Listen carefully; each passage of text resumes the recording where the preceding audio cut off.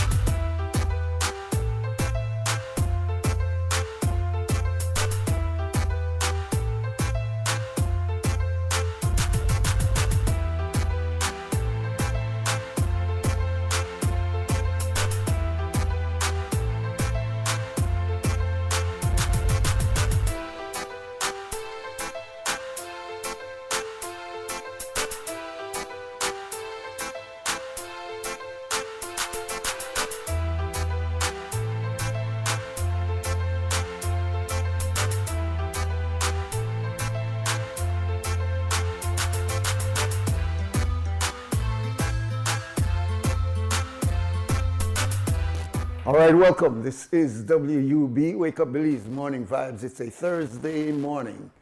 It's the 10th day of April 2025. I'm Nuri Mohammed this morning, and we welcome you. We welcome you to our conversation. We normally start off with a look at the weather, which has been a little cool, and then we give you an update from our news center, and we have early guests coming in this morning. So a little bit after 7 o'clock, we'll begin our first conversation with our guests. And if we have some time, we'll give it a chance for you to call in likewise and be a part of it. So stay tuned. Here's Miss Catherine Kamabach giving us an update on the weather. Good morning, Belize. Generally fair and mild weather conditions prevail. Forecast for Belize and her coastal waters calls for mostly sunny skies today, and high temperatures are expected to reach 84 degrees Fahrenheit along the coast, to 88 inland and 70 over the mountains. Tonight, the skies will be clear to partly cloudy, with low temperatures of 72 along coastal areas, 64 inland and 60 in the higher elevations. Little to no rain is expected. The winds will blow from the north to northeast at 5 to 15 knots, and the sea state will be choppy. A high tide will occur at 8:41 this morning, followed by a low at 3:02 this afternoon. Another high will occur at 9:07 tonight and a low at 3:13 tomorrow morning. The sun rose at 5:40 this morning and will set at 7 minutes past 6. The moon comes up at 4:29 this evening and set at 4:45 tomorrow morning. The outlook for Friday and Friday night is for similar weather conditions to prevail. In the sargassum forecast, surface observations and satellite imagery show a major influx of sargassum over the area, and this is expected to significantly affect beaches across the country during the next few days. And in the fire forecast, the risk for fire and brush fires will be low to moderate. And that's your morning forecast that was prepared here at the National Meteorological Service. Private radio in Belize since 1989. Creme FM presents the news. Informative, accurate, current information, local, regional, and international news, weather and sports. And now, the news.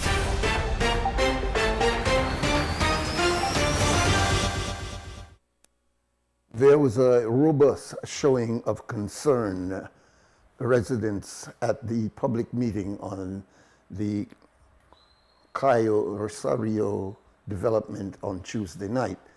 The meeting held at the Lion's Den was called by stakeholder organizations who say that they and their environment stands to greatly be impacted if the 10.2 acre key is developed.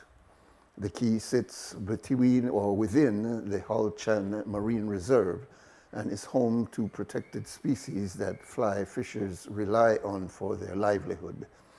Attendees at the meeting showed up with placards that read, "Save Hull Chan," "Stop Selling Our Livelihoods," "No Over the Water Structures," "Proud to be Emotional," and others.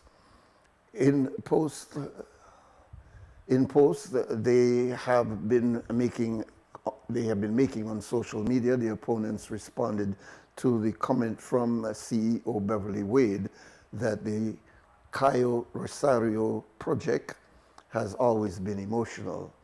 They say that the government is not emotional because they don't care enough, while government officials say that they understand the opponents. They have also said the island is privately owned and that monitoring agencies will conduct all necessary checks for the project that received an updated environmental clearance plan in October of 2020. Among many speakers on Tuesday night was Roberto Canul, president of the San Pedro Tour Operators Association. He says they have a 3-step plan that includes internationalization of their plight. Our action plan from here is going to be 3 steps. Okay? Step 1, we're going to create a marketing plan. That marketing plan will include the videos that we had mentioned to you all and how we are going to attack and expose Cayo Rosario. Okay? That's the first one. The second one will be that we are going to layer up and get legal advice on how we proceed with Cayo Rosario. The third one will be community engagement, where we are going to depend on you all to fight with us and stand with us. Because as associations, we have our members and we represent our membership. But they always say, Roberto, Billy, Elito, they always they fight. So what we need to show them that it's not us, it is all of us together. Okay?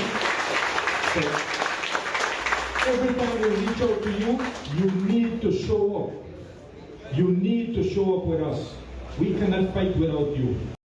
The Ministry of Infrastructure Development and Housing has announced that after 3 years of work with stakeholders, the 2024 Belize Building Code will be introduced following legislative amendments.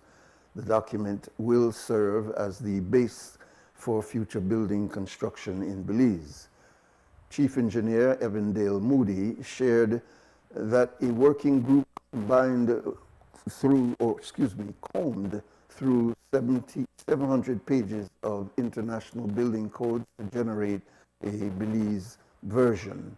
These stakeholders included the Central Building Authority and the Association of Professional Engineers and the utility companies.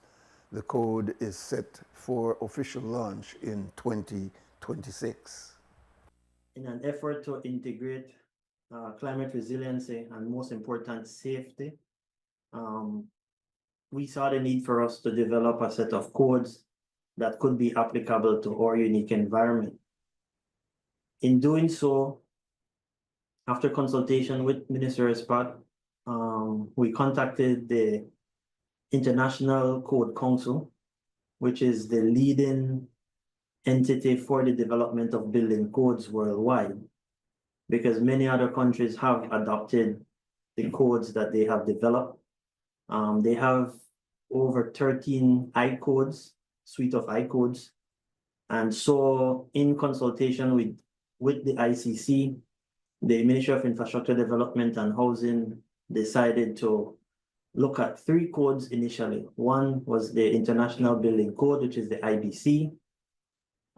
We also took a look at the International Residential Code, and we also looked at the Zoning Code.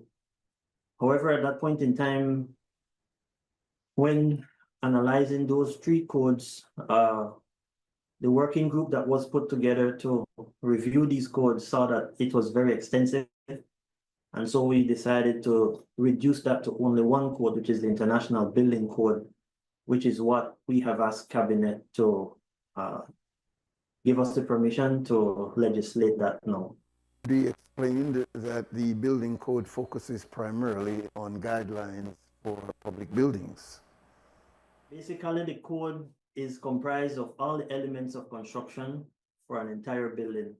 But more specifically, the code focuses on public buildings, which are very important to us because that includes hotels, hospitals, structures, maybe 3, 4, 5, 6, 7 stories, which houses a number of public officials and residents, not only those that are within the building, but other people that are outside the building that could be affected by these structures in the event that they have failures. So the building code itself basically encompasses all construction aspects from foundation to roof. So it includes foundation, walls, roofing structures, the interior of the building. It provides accommodation for disability. It includes aspects for health and safety in terms of fire. It tells you it's a wide range of aspects. So it's basically much more than what we have in terms of our building act that we currently have. And so the code itself will basically be formed as a part of the Belize Building Act. Moody explained that the building code focuses primarily on guidelines for public buildings.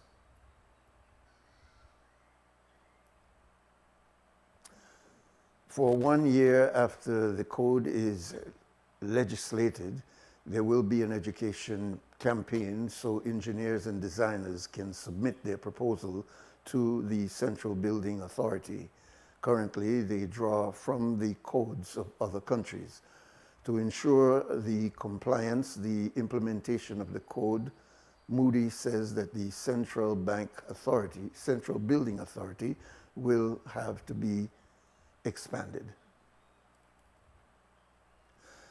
During Tuesday's newscast, we reported that residents in Sartaneja held a public rally to show their support for Sergeant William Marroquin, who reportedly is being transferred out of the jurisdiction.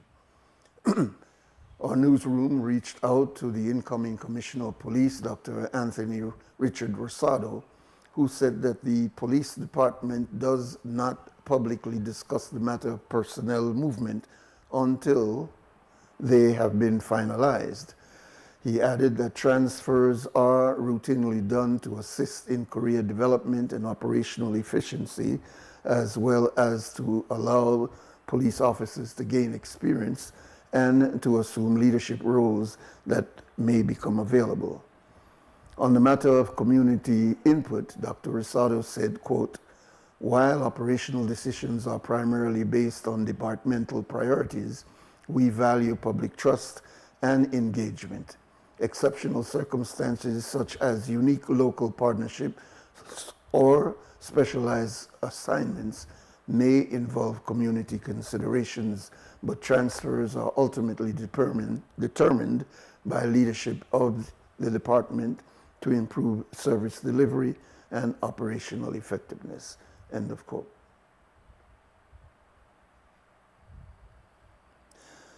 Honduran airline Lufthansa has suspended operations for 4 months following the crash on evening of March 17th, which claimed the lives of a dozen people, including Garifuna music legend Aurelio Martinez. The announcement was made earlier this week as 4 British experts from the company, which produces the Jetstream 32, remain on the ground in Rotan, Honduras. The aircraft plunged into the sea shortly after takeoff while en route to La Ceiba. Investigators at this time are still trying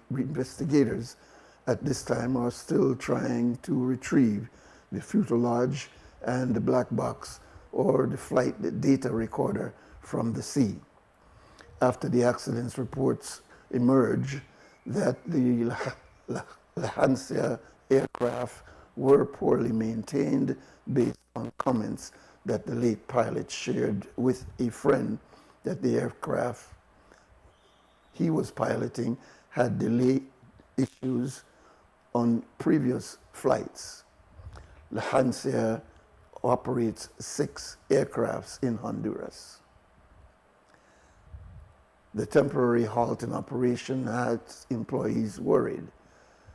Yesterday, Aurelia's band informed that they are seeking justice and are calling for an exhaustive independent investigation with international experts to ensure transparency and justice so as to avoid another tragedy.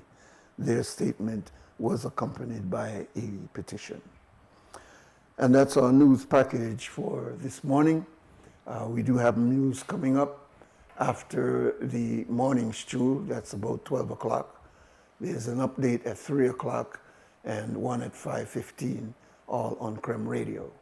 Here on XTV, we bring you the entire news broadcast at 6 o'clock this evening. It's now 10 minutes to 7. We'll take a short break. We'll open our phone lines, but as we said, we do have guests coming in a little bit after 7 o'clock.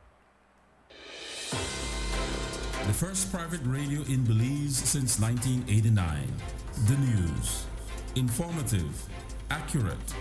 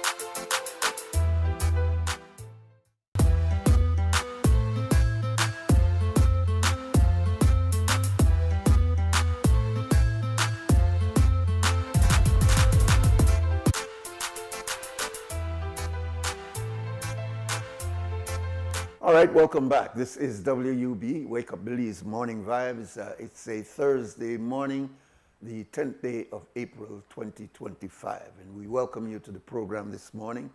As we wait to hook up our guest, we will open the phone lines at 280-5848. If you have any particular area that you'd like to touch early this morning, we welcome you. 280-5848 is our number here in studio. I don't know where this frog jumped in on my throat this morning, but hopefully we'll talk it out and we'll be able to get rid of that. Number of things taking place. The video circling this morning, terrible, terrible video of some youths being extremely vicious to an animal.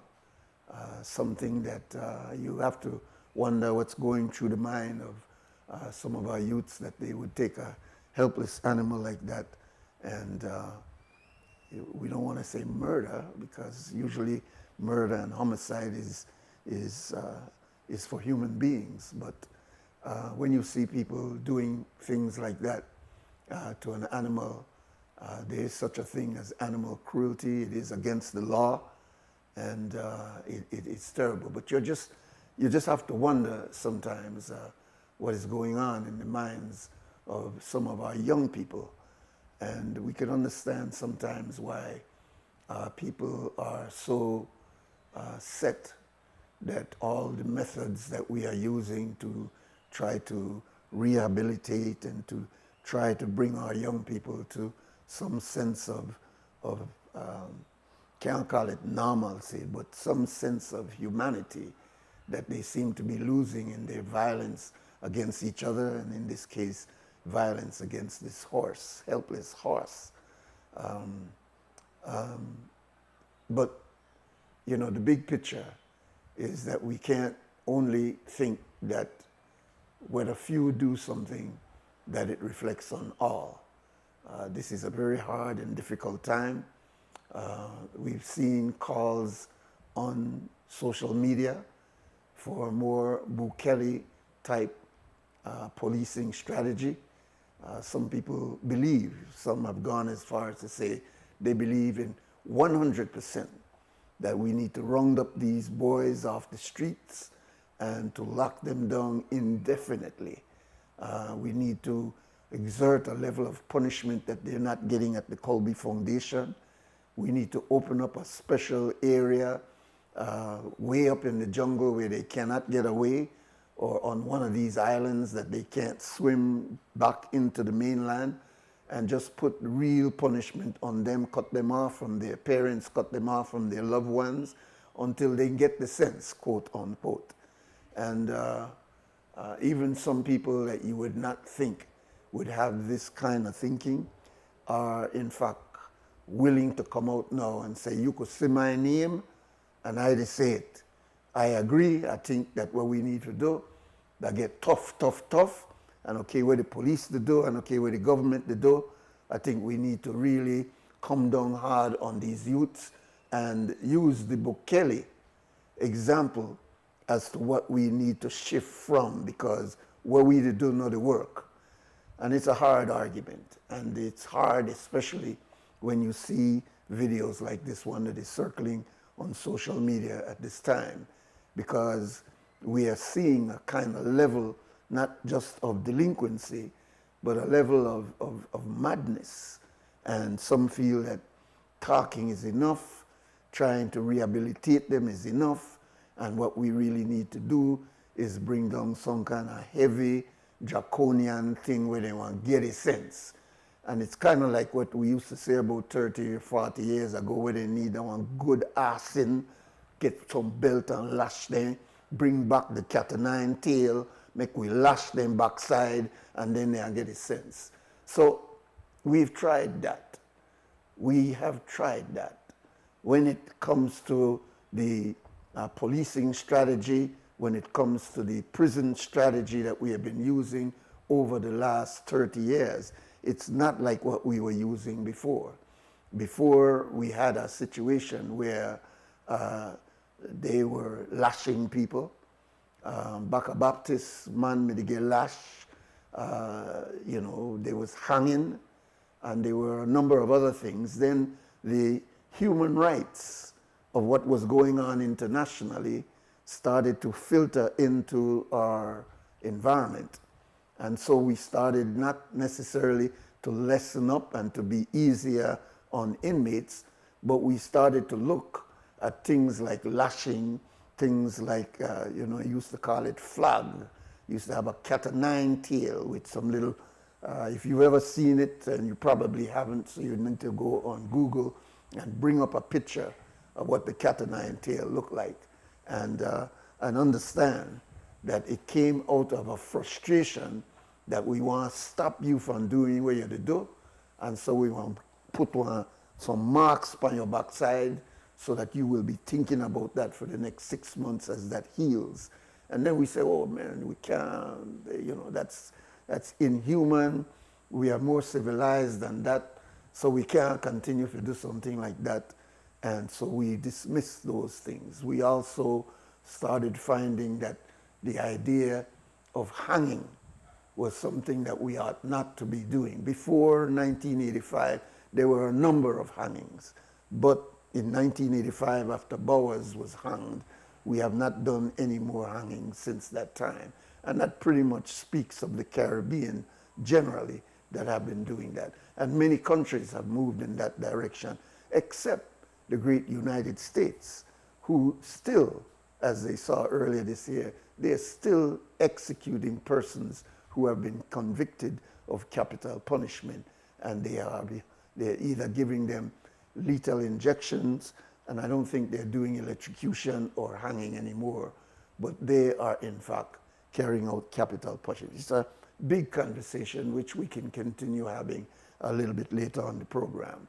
But right now we have our first guest already hooked up, and she is Aria Lightfoot, coming at us through the Zoom, and she is in Tampa, Florida. Welcome, Aria.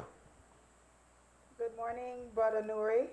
Sound like you're kind of sick today. I don't know that's sick. I don't know. I was fine this morning, and I don't know if that the air conditioning, but my throat started to kind of hoarse up.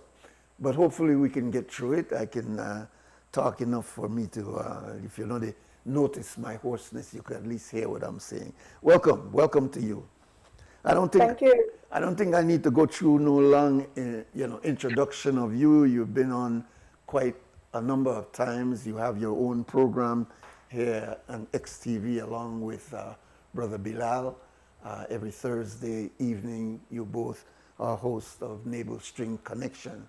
But I think one of the things that we rely on you to discuss is the diaspora position, so to speak.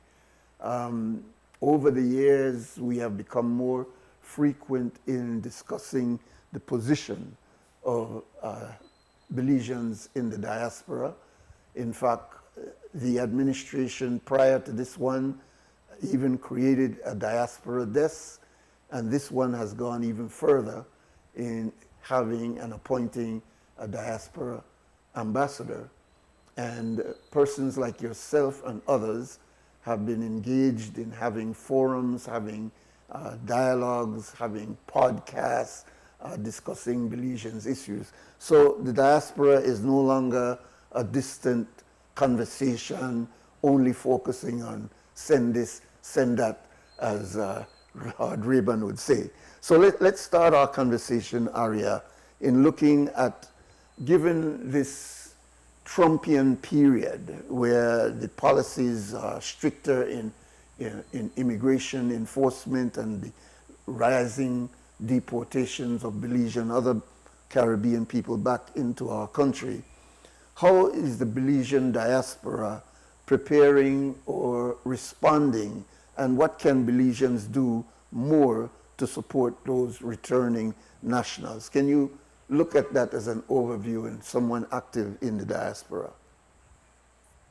Hi, good morning. So I don't know if I can speak on the entire diaspora, and I know that the different states that you live in the United States are different in how they are helping to push forward these types of policies. So California is a sanctuary city. Florida is not. And then it all depends on where you live in the United States. But I just want to preface this by saying that the Trump has not deported one additional person than previous administrations have. What they have done is bring more attention to the deportations, and they have kind of hyped it up and created this fear type environment for immigrants.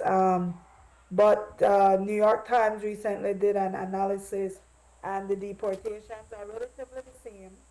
Um, the reality is that with estimated 11 million people living Yeah. undocumented in the United States or out of some sort of legal status, even though UBS said it's closer to 25 million, they cannot financially, realistically deport that amount of people. So what they've done, they're kind of creating fear and No, no. Aria, we're not, your volume has gone down. I don't know if there's some adjustment you need to do there, but we're not hearing you too clearly.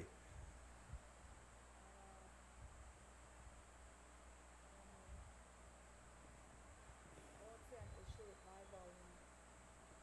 Now we're not hearing you at all. Can you hear me? Yeah, but very low. I'm not sure why my volume is down. Um, yeah, but regarding the All belief right, you're back up now. okay. Regarding the belief diaspora, we are having a summit 2.0 this year, which is July 10th, 11th, and 12th in Broward Convention Center. And we will be talking about immigration. We hope to get some immigration attorneys also to be at this summit. Um, because of course the fear that Belizeans is realistic. You could potentially be pulled over, and if you are already in a status to be deported, which is a removal order, they can remove you. And I believe recently the president said that they're going to fine people $1,000 a day who are on removal order.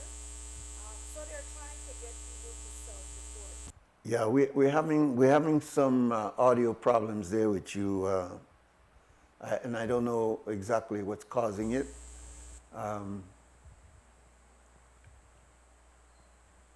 I'm not hearing you any at all now.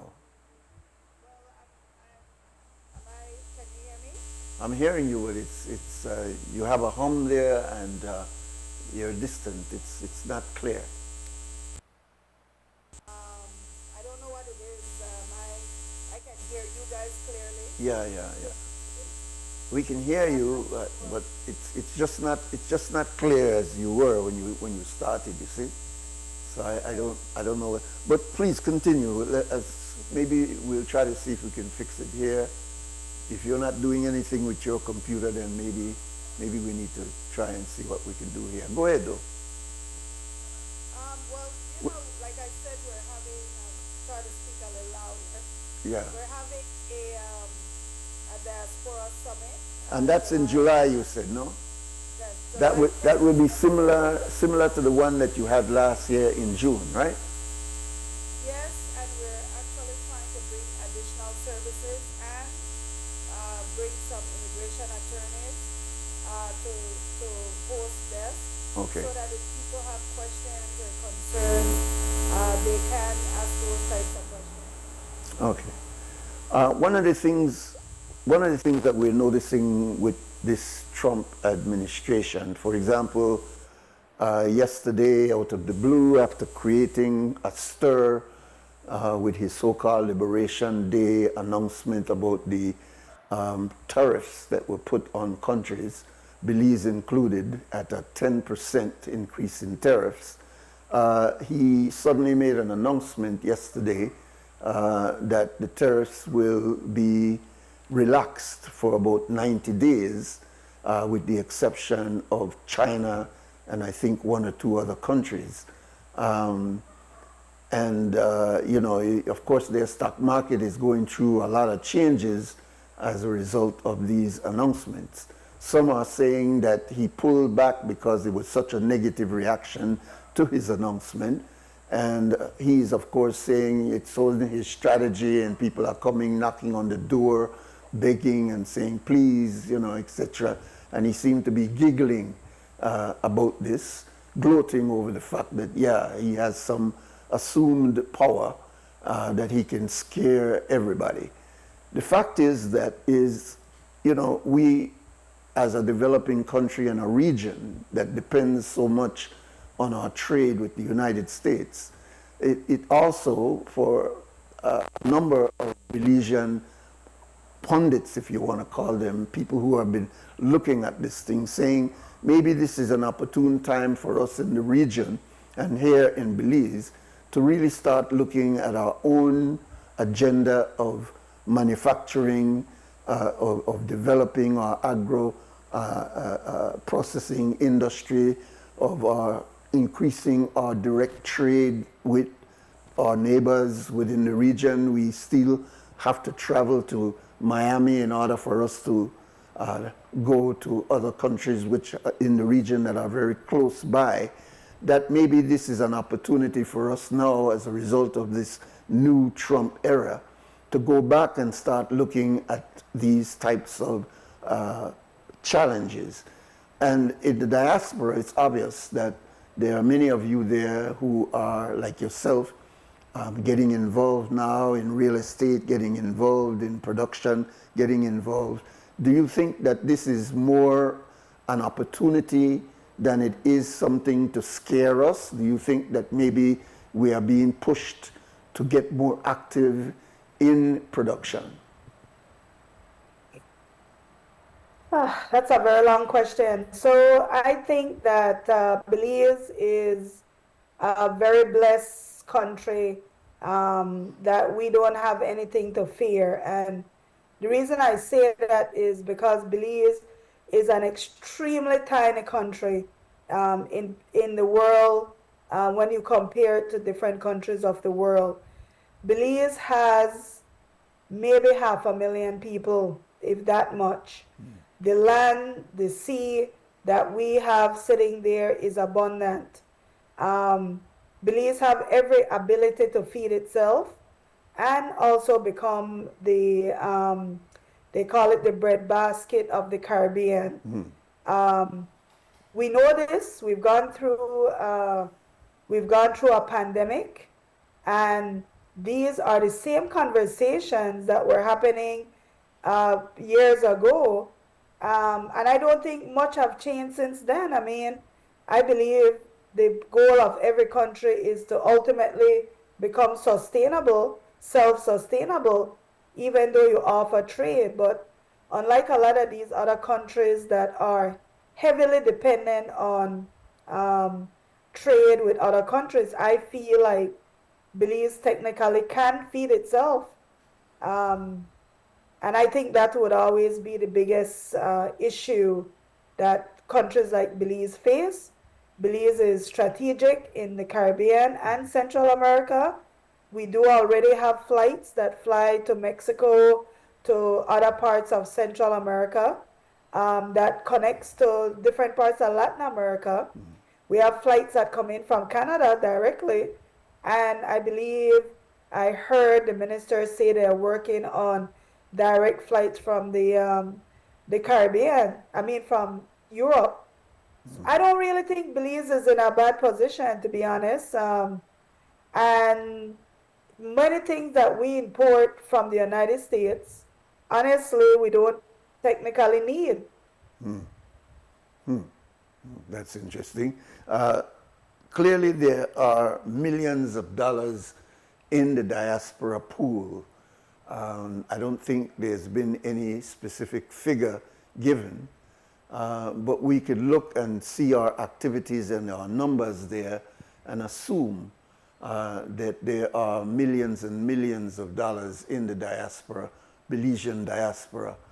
But what about the pooling of this money in institutions like banks, like credit unions, like investment agencies that can, in fact, invest in Belize? What's your thoughts on that?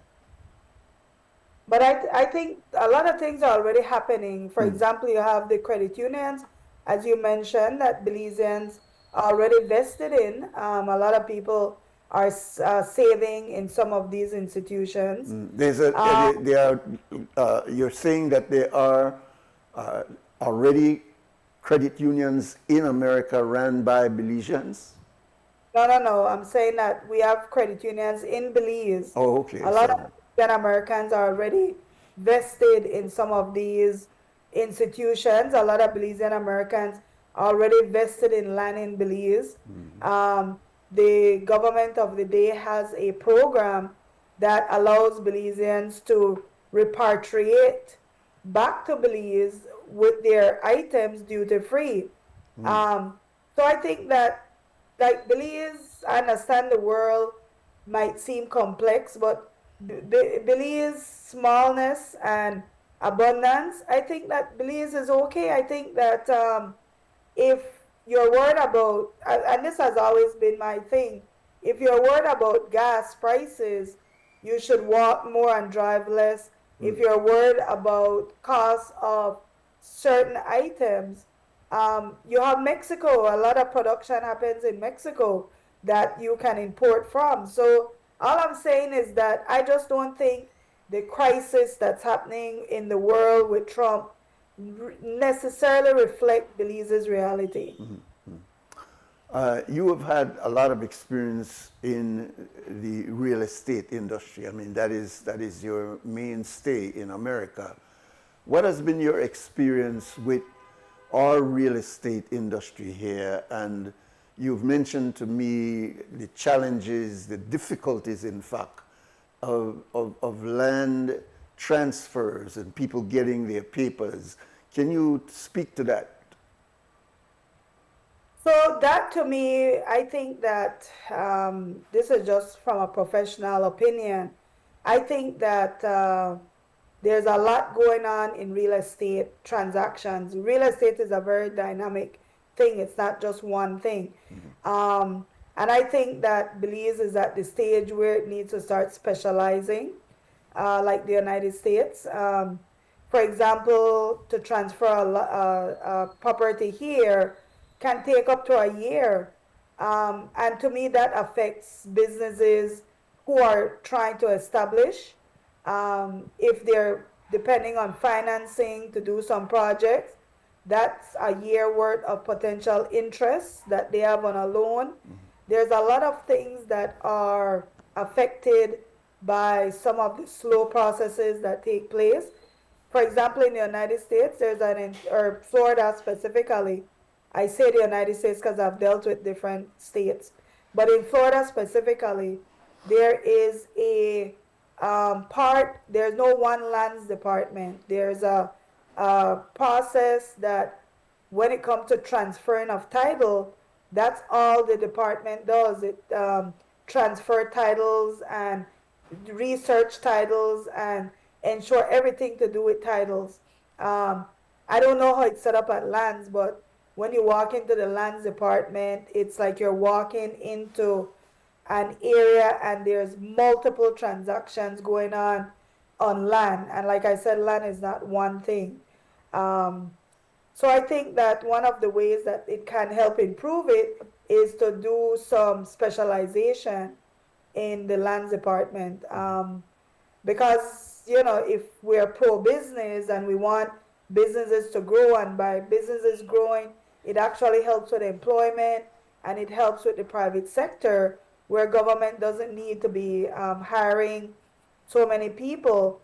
I think basically specializing and streamlining the processes at land based on what people are doing at the lands department could go a long way in help alleviating some of the delays. You've said even more to me in our own conversation about the way in which this process, taking as long as it does, in fact discourages people, and that we need to correct that.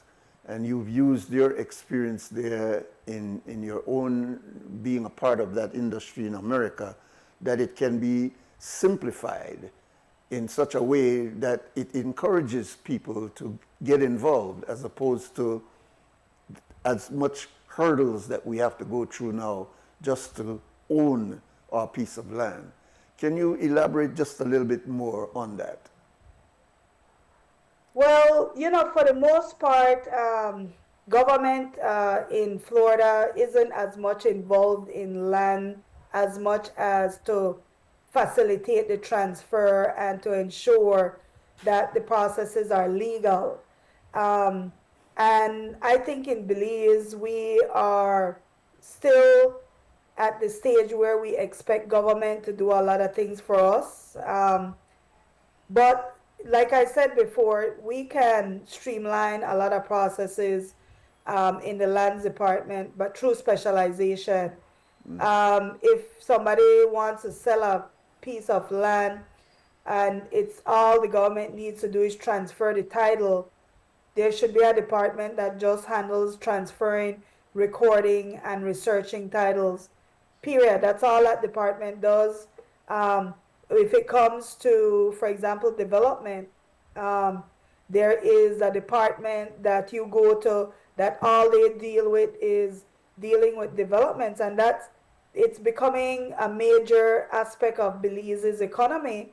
You have a lot of people now that are developing, and it's tied directly to the tourism industry because you have hotels and you have different businesses that want to align with the tourism industry.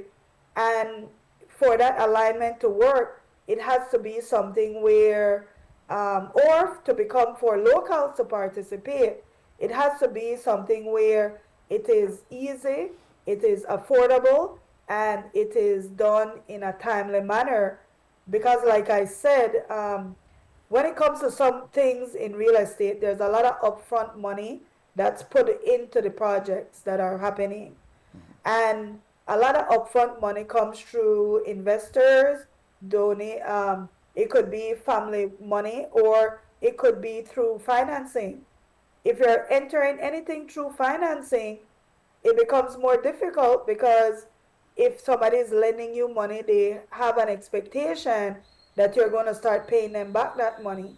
So when you're delaying projects and delaying, when the process is so cumbersome, unfortunately, what happens is people abandon projects, or what might happen is you have to start paying back loans and you're not making money from your investment as yet.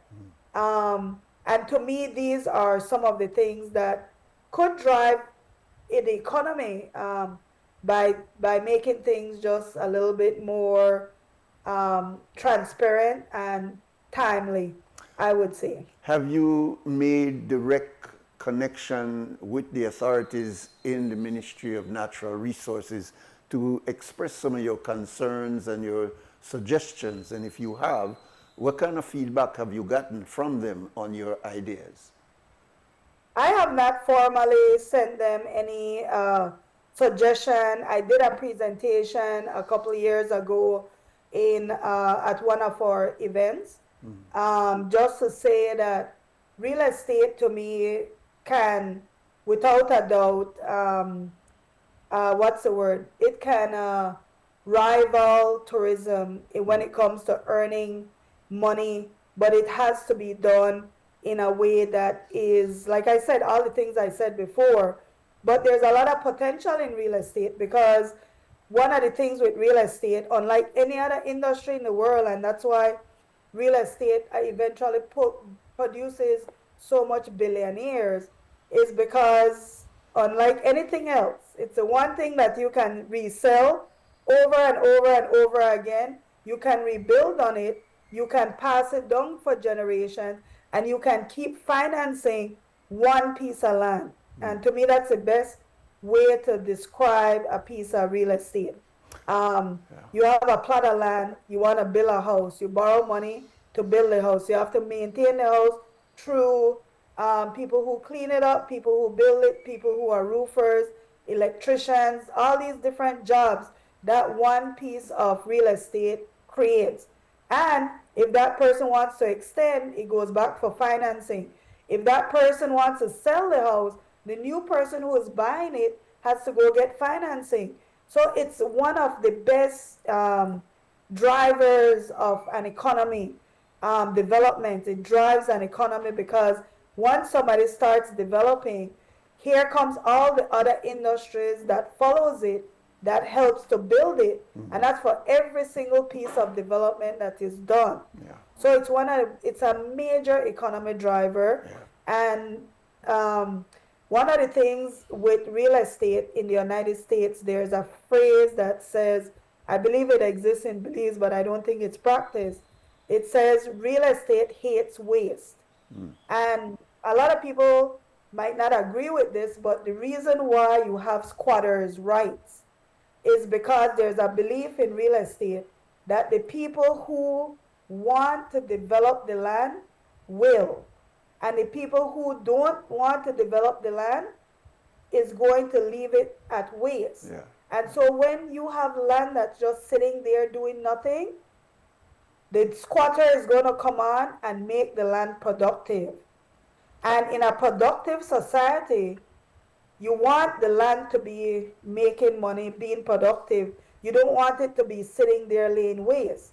And so some of the ways in the United States that they prevent that is that they create these different taxes that discourages waste and promotes Use of it promotes development. Yeah. Or in states like Texas and can't remember which one, but Texas and Arizona specifically, their squatters' rights is basically 6 years later somebody can come and claim your real estate, pay the taxes, because the government always want to be generating production and taxes off the land that exists. Yeah. And so what the government does, it creates these types of structures to promote development, but that can only be done if the process becomes easy, where we can easily do some transfers.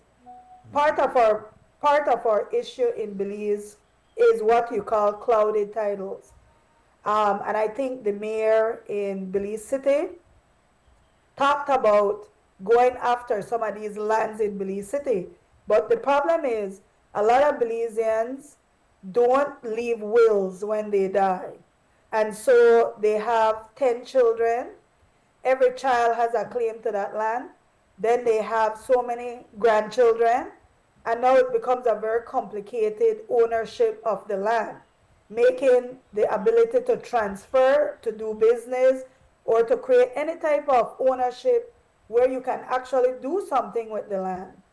And I think that is one of the delays in Belize, to be honest. Yeah. I think one of the biggest delays is a lot of Belize properties are clouded, which means that there's a lot of claim to one piece of land.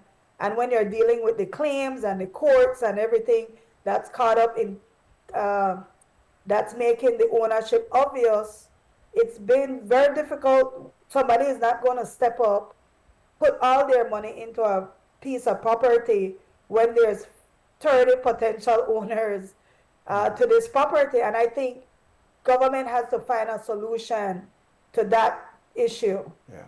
It's going to be difficult because our land laws are very protective. Our land laws were actually created in a colony, and the land laws were there to protect absentee ownership.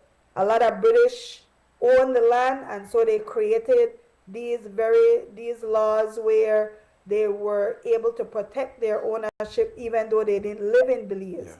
But a lot of these laws are unfortunately anti-development laws. They don't cause the economy really to move fast.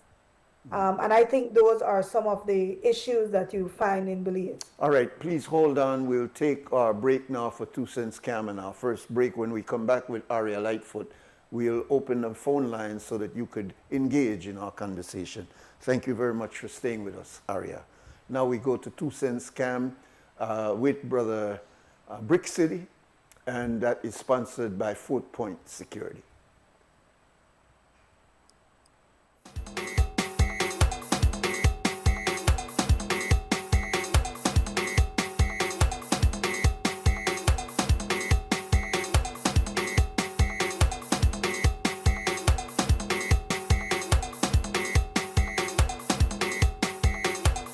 You're watching WUB and this is XTV, and big respect to our sponsors, 4 Point Security. All right? Now, each and every day, we're concerned about our health. But do Belizeans go to the doctor on a regular basis? Let's go find out the people in 2 cents and find out how often we check the doctor. When was the last time you went to the doctor? This morning, I'm just coming from the doctor. Easy as that. Got it right. Now you're 2 cents. That's my 2 cents. How you make you feel? Awesome. An awesome feeling for you know that everything working. All right, it's mean to do something good. Got that right. And that is take care of your health. Now you're 2 Don't cents. say that. That's my 2 cents for the morning. I don't think every 2 months. Every 2 months? 2 months I do my check up, man. And I feel good. I feel good. Now you're 2 cents. Yeah, I feel good going to the doctor, boss, man. Every 2 months. I feel good about that. All right. Yeah. So you do a regular checkup? I have to, boss, man. We can't age, you know, we can't ignore that. All right. We can't ignore that. See, I got a brother right now, remedy, I tell her, boy, go seek your health. Yeah. Oh, he believes that drinking rum ease the pain. No, we know when he need operation, no money there for that. Yeah. Somebody will take on the strain. No, if you do the right thing, we know I reach way down to that. No, good one. Thank you. Where else you going, doctor? It's been a while, man. About 2 months. Now you're 2 cents. Yeah. All right. This morning I just come and knock class and I'm going to work today. Okay. Hey, you're 2 cents. So now you're sitting down here. So sit down because no, I walk while you just stand on my heart. They hurt me, they hurt Oh, me. and you drink water? Yeah, just drink some water there and it hurt me. I leave it so I have to wait and pass again and go again. What that's the move? Yeah, just within they explain to me enough for the move. Oh. But then I need for the move to try help myself. Yeah, Check yeah. and I try help myself, but like you know the kind of way how I try help myself. So I got somebody to move around. And I don't really got nobody to move me around because everybody busy. Yeah. But I try to move myself around. Yeah, I can't go get her for a long time. Today, I'm go in today. Because today, the date where they call me. When you tell her for you If I go in, go get ready, right? But Yeah. I can't go get ready if I don't pay this money. I can't pay this money because I don't have it. Oh, and that's the work on it now. So that's I try work on, but I know the move to see if I could find some politician. Well, the good thing about it, at least some of the people in the streets and Why? that's a good thing, I could tell you.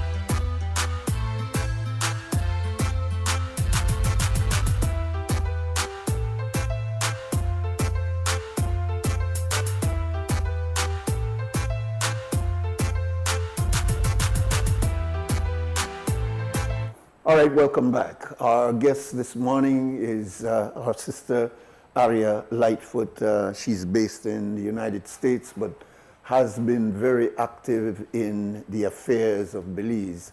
And Aria, you were giving some very important points to the real estate industry. You know, I'm always amazed. And by the way, our numbers here, 2805848. If you want to join the conversation, if you want to make a comment, or if you have a question for Aria, you can do that at this time, 2805848.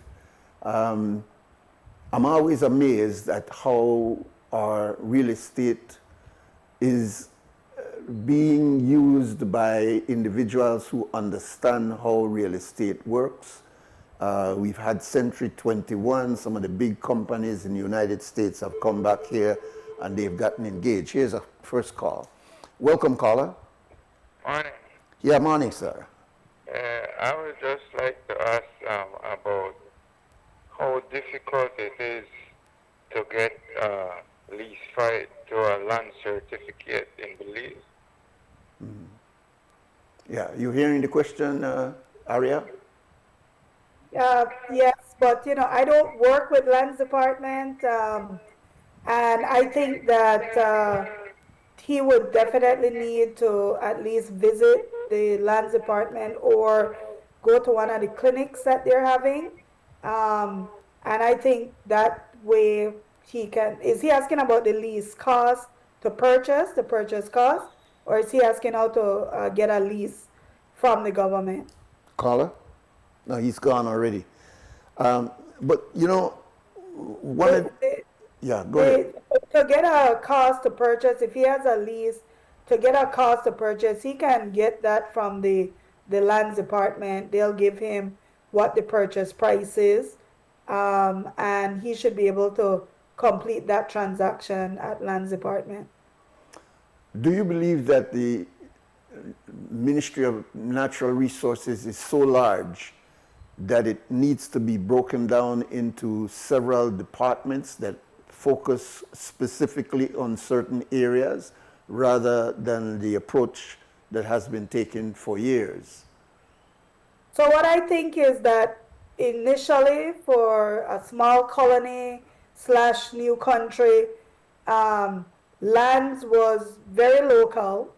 With the influx of tourism, hotels, and investors, the ways that land can be owned is very let me dynamic. take the call. I'm sorry to disrupt you, but I don't want the calls to be waiting too long. Sure. Welcome, caller.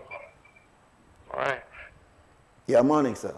Yes, Chief. The question was, why is it difficult to transfer a leased right land to a land certificate? All right, yeah. She's not from the lands ministry. She's only a guest, but I'll put the question. You heard the question, right? So you could comment again. So again, you know, I mean, I think what Belize does, Belize facilitates a lot of people with leases, giving Belizeans the opportunity to develop the land. But technically, back in the day, when you used to get a lease property, you were required to develop it first before government even issue you a title to it, because you have to demonstrate that you're serious about developing it. What has happened now, there's a lot of lease properties. People technically can't develop it. A lot of people turn around and try to sell them. And so, in a way, it creates some misunderstanding in the population, because this goes to what ownership of land is. When you're leasing a property, the government is only giving you permission to use the land for maybe agriculture, or maybe you have a special project, or even to eventually develop it. When you are serious about development and you want to put a structure or something on it, formally that's what should happen. Then the government should issue you a title for the land. But that's not really what happens, and I think a lot of misunderstanding happens around what a lease property is. Caller, is that good or?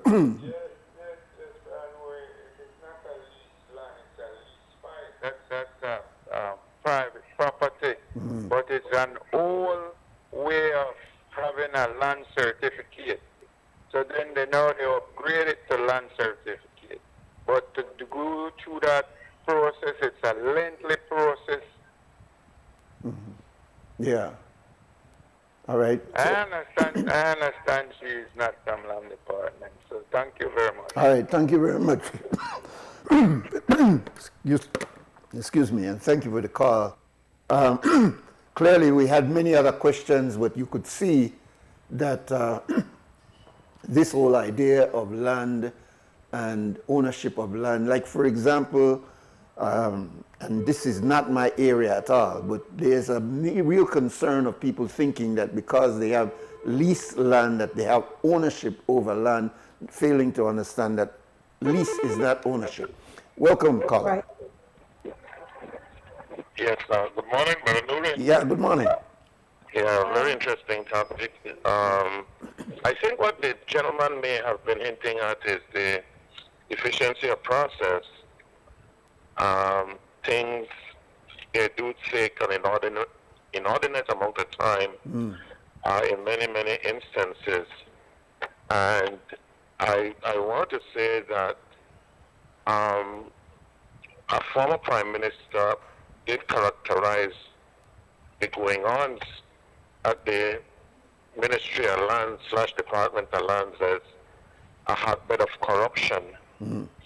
I'm mentioning that because as we speak, and I just started listening in 5 minutes ago, so I don't know to what extent you have dealt with the current land reform. Maybe that's not the word. It's a land policy being engineered as we speak. It's being engineered by Senator Sandy Ford, and it's very sensible. It's well structured and very sensible. I attended one of these sessions this last Friday, I believe, and one of the things that everybody was obviously curious to get in and anxious to get in their questions. And one of the things that I failed to ask, and it was on my mind, was there's an issue of how should I put this? The decision making comes down to the minister. You have to wait for minister to sign it, and you have to wait for minister to sign. And I'm saying this because I have a first-hand scenario where one of my friends, and I know I can't name, but just to show you how the corruption aspect of it also has a cost, and it needs to be fixed. One of my friends got a land in Turnham some years ago. Minister had to sign it. I believe the land, he was basically going from what they call leasehold to freehold, going from lease to private ownership. And the land was assessed at I think it was about $3,000. But you know how much this one had to get off for minister to sign? He had to get off at $30,000 for minister to sign.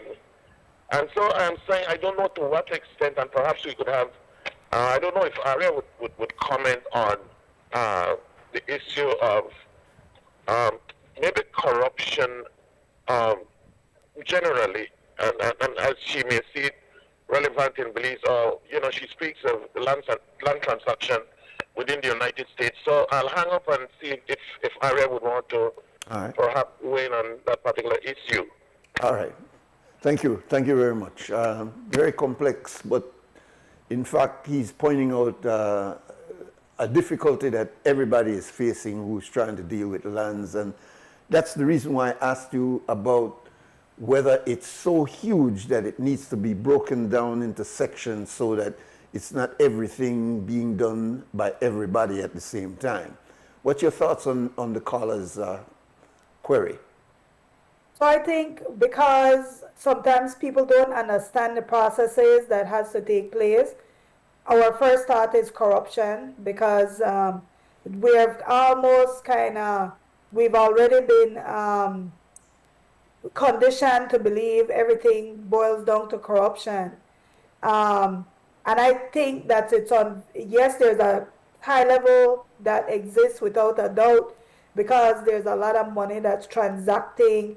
And of course, there always is the issue of corruption. But the reality is that a lot of people misunderstand ownership of land. And because they misunderstand how land is owned, and sometimes they already have it in their head that everything is corruption, it's almost like a bad marriage that keeps playing out in the public. That legitimately sometimes, for example, he was talking about somebody getting a lot in San Pedro or one of the islands for 3,000 and having to pay 30. Well, the reality is that government ought to remember these are the public land is the resources of the people of Belize. It doesn't belong to any politician or party. It belongs to the citizenry of Belize. Really what should happen is that when you're dealing with these leases, you really should become very strict with issuing leases to ensure that people really can develop these land, or they have the resources, or there are grants in place to allow people to develop. Because what happens is a lot of people are holding on to leases, and when the government turns around and cancels the lease to give it to somebody else who might be in a better position to develop, the person who was holding on to it doesn't understand what their responsibilities and obligations are to have a lease. And so that person cries foul, and it sounds like corruption, but it's technically not. And it's a lot of misunderstanding in the public. Like ownership of land, there's many different ways to own land. People don't realize that. There's many ways to have rights over land without actually owning land. And that is what people don't understand either. For example, if you rent a house, you have the right to be living in that house for the time that you're renting for as an agreement, but you don't own the land. You don't own the house. For example, if you are an investor and you are supporting somebody's development and they promise to give you some return, you have rights in that property, but you do not own the property. All right, we'll take this. We'll take dynamic. This. Yeah, it is very complex, and it does open. If you're not informed as to what's going on, you want to charge corruption, which it's not saying it doesn't exist, but you charge corruption immediately because you don't understand really what's going on. We have to use this as the last call, and we're out of time actually, Arya. Welcome, caller. Yes, greetings. Assalamu alaikum. Yeah, you've got to make it real fast, brother, in 30 seconds, please. My question is a concern I have for the past 4 decades. All right. I like to know, even though young lady is not in the land department, but somebody in the land might be listening. Why is it that the land in Belize City that has been denied to the Afro-Belizean has been facilitated to Indo-immigrants, Indo-Central American immigrants? They have lands that has been denied to Afro-Belizean. They be sending Belizean to the district, to all parts of the district if they want a piece of land, denied in the city. But the immigrant, the Indo-Latino immigrant, they have the same land that was denied to the Afro-Belizean. Salam alaikum. Welcome. Walaikum assalam. We want to get some final comments from you, but what is coming up here is the fact that a ministry like Natural Resources really should have people who can be coming on these airwaves, these various platforms, and explain the details of these things. Because clearly, people do not understand. And so they continue to charge the ministry, and not only this ministry, but many other ministries, with corruption, favoritism, and et cetera, et cetera. And a lot of this can be solved if they would appoint public relations people or spokespersons who can come on these shows and answer the public question in regards to these various issues. And I'm not only talking about natural resources, I'm really talking across the board. It's very difficult to get these ministries to appoint a person representing them to come on these airwaves and to be able to open themselves up, not only to questions from the host, but really these calls that need to be answered by technical people, facts. So I'll give you the last 30 seconds or so to make your final comment, and the rest of it you have to make on your show tonight. Go ahead. Thank you, Nuri, for the opportunity. What I will tell Belizeans is that because we are still coming out of a colonial land system and we need to digitalize and become more efficient, a lot of it, that's what's creating delays. Additionally, clouded titles, multiple people own, claim, have family. Belizeans need to just become more aware. If you have multiple children and you have a property, create a will or create ownership immediately, transfer the land to who you want to benefit from the land. It really ends disputes easily later on. There's a lot of ways that there's a lot of things. It's very complex. It's really not everything is serious and not corruption. But you're right. I believe that if people are educated more in the aspect of land ownership, it would lead to less disputes and arguments and accusations amongst each other. I will say, Belizeans, they not only have to access land through government.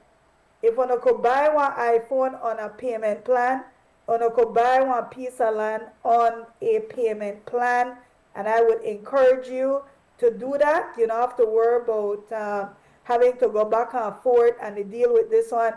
I feel like land is accessible in Belize, and it doesn't only have to come through government of Belize.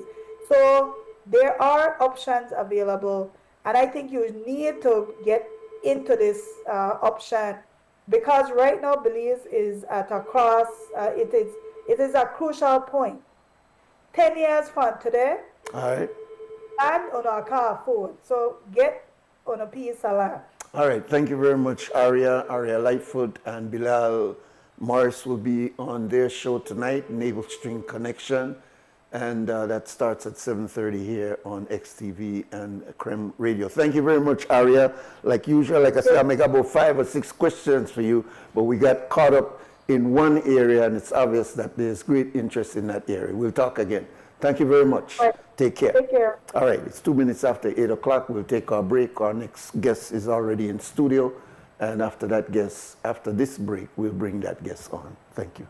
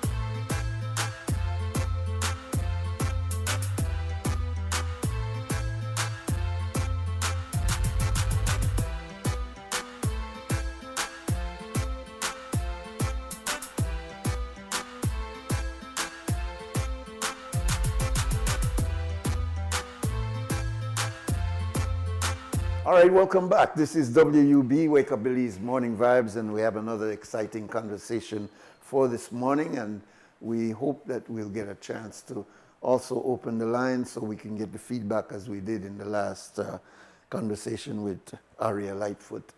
We now have the director of NDAC, and that is the National, let's see how it's put here, the National Drug Abuse Control Council, NDAC. And we have its director, Mr. Esner Veos, who's been the director for the last 16 years, but he's actually been working in this program for over 20 years. So that we could get directly into it, we've drawn most of our questions out of the report itself and asked his response to the report. First of all, welcome, Mr. Veos. Thank you very much for the invitation. It's always a pleasure to be here at CREM and to speak about a topic that is very much interested in terms of the livelihood of our Belizean population and how much it affects us. The report highlights certain trends in substance abuse or misuse across different age brackets within the region. Could you elaborate on the most concerning areas that the demographic shift, for example, and what factors might be driving these changes? Okay. One of the things that we have been seeing over the years at the National Drug Abuse Control Council, which is an entity that falls within the Ministry of Health and Wellness, and with the whole concept of seeing substance misuse as a mental health issue, as well as part of the wellness initiatives that the Ministry of Health has been embarking on, we've been seeing a very dynamic shift in terms of consumption patterns in the country of Belize. Based on our data that we have in terms of the client flow that we have through our treatment and rehabilitation unit, through the outreach services that we offer, we've been seeing a high increase of individuals who are consuming alcohol, right? And then followed immediately by the consumption of marijuana. And one of the reasons why alcohol is one of those most consumed substances, whereas it's a legal substance, is very much accessible, it's cheap, and one of the areas that we are of great concern in that area, whereas it affects a number of males, we're seeing an increase in the consumption among the younger population, and especially among women. Therefore, the need of having a situation analysis to look at how the services are provided in the country, what are the accessibilities of these services, as well as how we at the National Drug Council can partner with other agencies, social agencies that work towards ensuring that we provide a very much meaningful livelihood to the population that we serve in terms of accessibility of treatment services, in terms of programs that are effective and pointed towards ensuring that we can change the lives of individuals that are consumers of substances, but as well as how we can buffer the initiation age of consumption in the country of Belize. And the Ministry of Health is doing an excellent job in ensuring that we are in one way or the other ensuring that we create the legal framework to ensuring that these programs, these services are very much in line with the objectives of the National Drug Abuse Control Council and the Ministry of Health and Wellness. I see. All right, you've said a lot there. Yeah, you really encapsulate a whole lot of areas, and I really need to sort of break that down so that we could look at it. Let's start with looking at the early exposure of drugs, you say alcohol being one of the main ones, of school-age children. Tell us what the NDAC, what you are actually on the ground doing in collaboration with the Ministry of Education to strengthen preventative programs at the school level. I'm saying that because while what I hear you saying is, you've sort of given an overview, a kind of a global view of the problem, I'm not hearing the specifics of exactly what NDAC is doing on the ground, as I said, with the Ministry of Education to not allow these statistics to be as alarming as they are. One of the things that we have been doing over the past years is ensuring that we diversify the programs that we offer at the National Drug Abuse Control. What are some of those programs? The programs are basically that we would go into the schools and do drug prevention education. Now, what is what is drug education prevention? Standing in front of these kids and just repeating what Nancy Reagan used to say, drugs is bad for you? When we assumed responsibilities of the National Drug Abuse Control Council over 16 years, that was what was being done in terms of going to the schools and saying no to drugs. And we all know now that saying no to drugs did not work. Clearly. So what the National Drug Abuse Control Council did back then was an assessment in terms of what avenues we should take in ensuring that we are able to address substance misuse, not only in terms at the primary school level, but ensuring that we do prevention education from preschool up to tertiary level institutions. So what do you say to some children in preschool who they in our neighborhood where alcohol, cigarette, weed is all normalized? So what do you tell that child? One of the things that our schools and community programs unit does through the district coordinators when they go to the preschools, especially during Child Stimulation Month, because that's one of the months where we are able to have access to the preschool students. We do a sense of showing the children what are the good products and what are the bad products.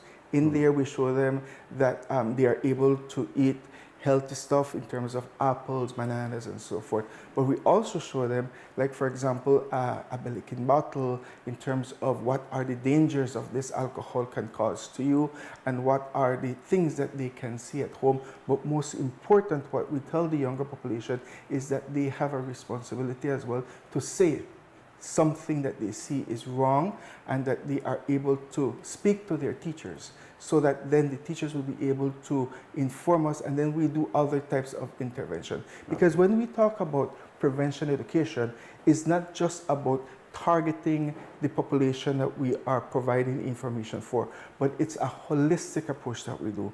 We ensure that the information is not geared only towards the school population, but also towards the parents, towards the teachers, so that everybody can understand the role that they play in the dynamics of reducing consumption in the specific communities. At the end of the day, the younger population know what's happening in the community. They know the accessibility of the products that they may have. They know what mama and daddy does. So if we empower the younger population, especially from kids, to understand the dynamics at their level of substance misuse, then we have a much better chance that when they go to primary school, they are more prepared to encounter what they may encounter at the primary school level. At the primary school level, what we do now, and specifically we have a program with UNICEF, whereby we are looking at alternatives to substance misuse, moving away from the chalk and talk presentations that were done before, whereby we use agriculture, we use sports, we use other initiatives whereby we can capture the attention of the younger population, because the younger population that we are speaking to now is totally different from the population that we spoke 10 years ago. So you're saying you're using slightly different techniques than were used 30 years ago, but the statistics indicate that things are going up, they're not going down. So is that an indication that we need to use a different technique? Because what I'm saying is, this latest report here, which UNICEF helped you with, is kind of indicating a failure. And I'm not personal here. I'm saying the statistics are saying with all these efforts over the years, it's not trending down, it's trending up.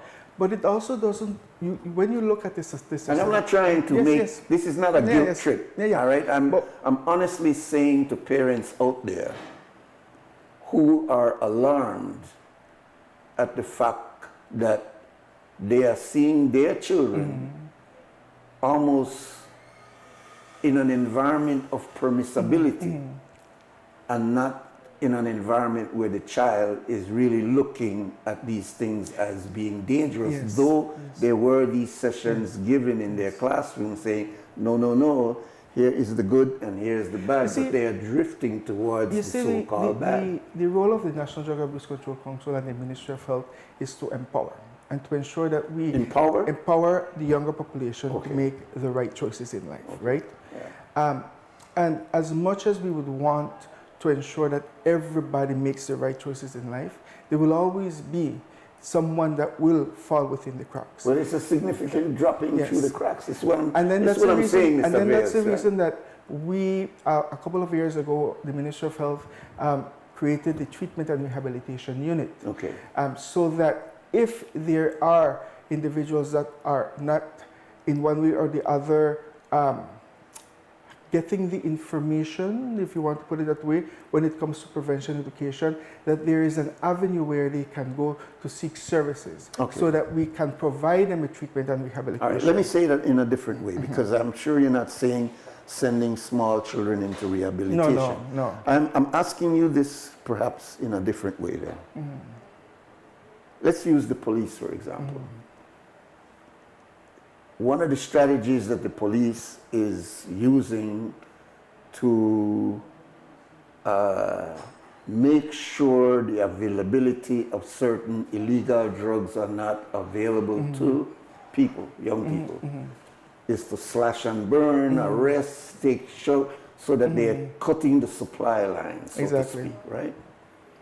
But when we're talking about alcohol, who's cutting the supply line for alcohol when alcohol is freely distributed, it's advertised, you know, who is responsible for ensuring that, you know, it's not as easily available when it's in fact legal? Yeah. If you understand what I mean. I mean, it's easier, as you said in your early statement, to get alcohol than it is to get the illegal drugs. So what is NDAC and the government, by extension, doing to cut the supply line of the available legal drugs to children? One of the things that the Ministry of Health and Wellness is cognizant of is the fact that to be able to not only to be able to complement the work that we're doing at the National Drug Abuse Control Council, we also need a number of legal reforms. I see. Currently, the Ministry of Health and Wellness is working towards the introduction of a national tobacco bill. Okay. We are also looking at the implementation of a national alcohol policy and a national tobacco bill. What might because that mean? we understand that there are a number of regulations that need to be implemented in terms of, for example, looking at the legal age of consumption of alcohol, changing it from 18 to 21 years of age, looking at in decreasing the legal alcohol blood content in terms of what would be legal for you to drive under the influence and so forth. But are those, you know, I'm focusing on your report here, which is saying that they are alarming. And by the way, this is not just Belize. Yes, it's right. We're looking at a regional problem. It's a hemispheric issue. Precisely. So I'm asking you, what proactive moves, and really, Mr. Villas, I'm not trying to put you personally under pressure. I'm really asking a question that needs to be asked. Yes. If we are looking at alcohol as one of the entrance drugs that may lead to other drugs, and it is legal, and we see, for example, the police has a very draconian way of saying, we are cut down this weed, we are make sure we burn this, we are make sure we address, and there's all kind of actions. Why? Because they're trying to make sure it doesn't get into the hands of young people. What is being done to ensure that legal drugs like alcohol, which causes domestic violence, causes accidents, it causes people losing their ambition to go to school, all of that, we see the statistics of what it causes. What is being done by the Ministry of Health, since it identifies it as a health problem, to ensure you can't get it? Legal reform. Okay. It has and how to will be that legal reform be? Just because I heard you say from 18 to 21. Yeah.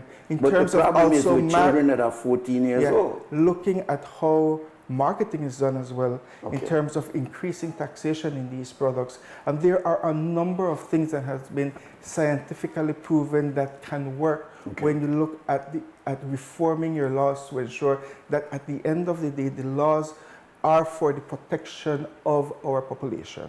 And the Ministry of Health is steadfast in ensuring that that happens. I mean, the tobacco bill, for example, is already nearing the doors of the cabinet for it to be reviewed so that it can go through.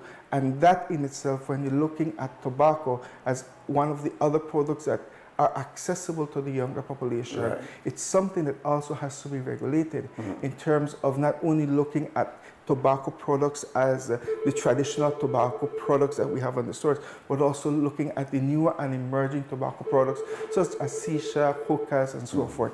So it's very important that when you talk, or then when we talk and when we engage in the conversation of substance misuse, we have to look at two factors. One, in terms of how we can reduce the demand of drugs, but at the same time looking at how we can reduce the accessibility and the supply of drugs. So it's a concerted effort that has to be done. Yes, the Ministry of Health and Wellness plays a big role, but at the same time, other agencies play a role. Hence the reason why the need of looking at substance misuse as a responsibility of all. And when you dissect it in terms of the responsibility of the state, the ministries, and also the responsibilities as individuals, we also have a role to play. As parents, we have to be more vigilant about what our kids are doing.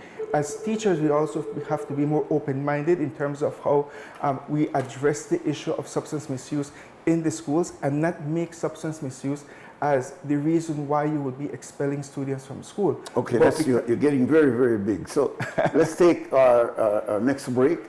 And caller, please, we mentioned to you that we're going to open the phone lines in the latter part. And so we're trying not to disturb the trend of thought of our guests, if you will allow us, and we will be able to get a chance to do that. So we'll take our next break and we'll be right back. In Belize, we've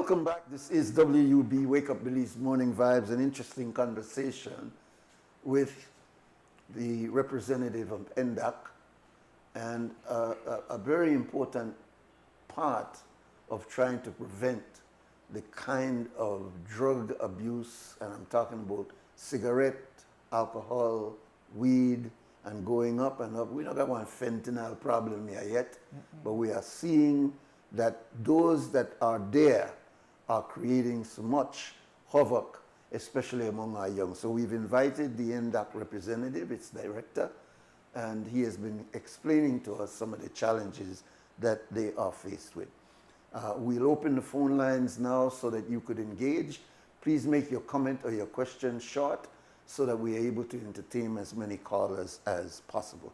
Yeah, you were talking about some legislations that have been passed and that you are trying to get passed in order for us to deal with these legal drugs particularly. And I say that, Mr. Bejos, because the big news is always on the illegal drugs and not much talk on the legal drugs. Yet when we look at the statistics, we are seeing that the legal drug, particularly alcohol, has an impact on accidents. It has an impact on what we talked earlier about fetal syndrome, where women they drink and the baby they come out and they don't realize the baby look pretty, but where they go on in the baby brain if you've been drinking alcohol during your pregnancy. So speak to us about the challenges that you face trying to push this big stone up the hill, sir. I believe that one of the biggest challenges is the fact that it's very hard to change the mindset of our population in terms of them being open to acknowledging the fact that substance misuse is an issue. And it only becomes an issue when it starts to affect the individual or it starts to affect a family, right?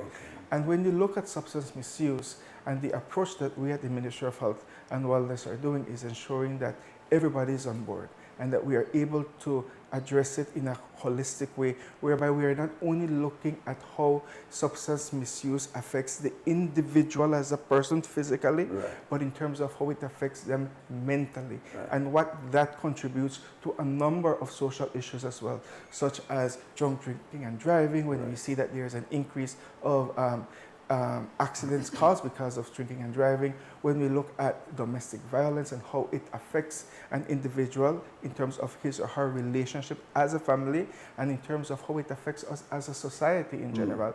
So when we are talking about substance misuse, all hands have to be on deck, right? Because it's not a one size fits solution to everybody. Because we look at it when we are doing outreach services, that we cannot be doing outreach services and preparing rehabilitation programs for one individual the same way how we do it for others individuals. It has to be almost individualized. Individualized, right? Yes, sir. All right. Welcome, caller. Yes, assalamu alaikum again, brother. Yeah, wa alaikum assalam, sir. My question, greetings to the gentleman. Yes, sir. My question is a big concern for many years. Is your organization or any entity that is penalizing, I would say, or charging an adult that is encouraging children to go buy alcohol? They are talking about the kids. You have cases of parents sending children to the shop to buy alcohol or cigarettes. Some of them are sending them to buy drugs. And also, I noticed while being on the street, if a child is sent to the Chinese shop or to any shop to buy liquor or cigarette, the Chinese will refuse because it's a child. But then an adult that might be standing around will be the one that buy the liquor for the child and give it to the child. So is there any law to stop or to prevent these people from buying alcohol and drugs for children? All right. What I think he's asking about the enforcement aspect of this. Yeah, and then that is another aspect of substance misuse in terms of how that contributes to the accessibility of the substance to the population, whether it be adult population or younger population. And then these are things that we've been seeing in terms of how when a younger person goes to the store to purchase liquor, and responsibility lies in two areas. One, in the parent of being irresponsible for doing these actions in sending their kids to the stores to buy these substances and the store. Yeah. But how do we ensure that these things are not done? Stricter penalties, stricter laws, are reform in terms of the laws which I spoke earlier in terms of creating a national alcohol policy, a national alcohol bill, but enforcement. Yeah. Enforcement is a big responsibility, where that is not in the jurisdiction of the National Drug Abuse Control Council or the Ministry of Health. But we do know that part of one of the things that need to be strengthened is the enforcement of the law. And it takes a time, it takes a lot of information, it takes a lot of empowerment, a lot of knowledge, so that the community also knows their rights and their responsibilities, what they can do and what they cannot do. So when we're talking about substance misuse, again, I repeat myself, it's a common responsibility among us. All of us have to be cognizant that we play a major role. Because I, as an individual that goes to the store and we see these actions happening, then it is our obligation as well to report it. So the department competent for enforcement is responsible, the stores are responsible, parents are responsible, as we as citizens that look at these things that are wrong also have a role to play to report them as well. All right, your report also, excuse me, the report also says that one of their findings is that there are gaps in the national policy or the enforcement when it comes to controlling the flow and the availability of illegal substance. Again, we see here that the emphasis seems to be on the illegal drugs and mainly the weed, all right? Because we have cocaine here, but cocaine, while it is present, it is not as widespread as weed, right? And so there's a mindset that, see how they smoke weed, as if weed is the issue, where next to it are all these damning statistics about alcohol. So there's no real enforcement as to a major problem that we're dealing with, but a major enforcement on the one that is illegal is bad, but it is not as, when you compare the two, and I'm talking now in terms of Ministry of Health issue, we're not seeing that alcohol or marijuana contributing to driving issues. We're not seeing it compared to this. We're not seeing the statistics there, but we're seeing the statistic in terms of alcohol. So when we come to national policy, I guess I'm going right back to the same question again, is are we afraid of the fact that, for example, the legal allowable drugs of cigarette and alcohol are income earners, and that maybe by interfering with that we might be messing with the economy, and so make we stick with weed? I don't think so, because the Ministry of Health is again ensuring that we do pass a national tobacco bill.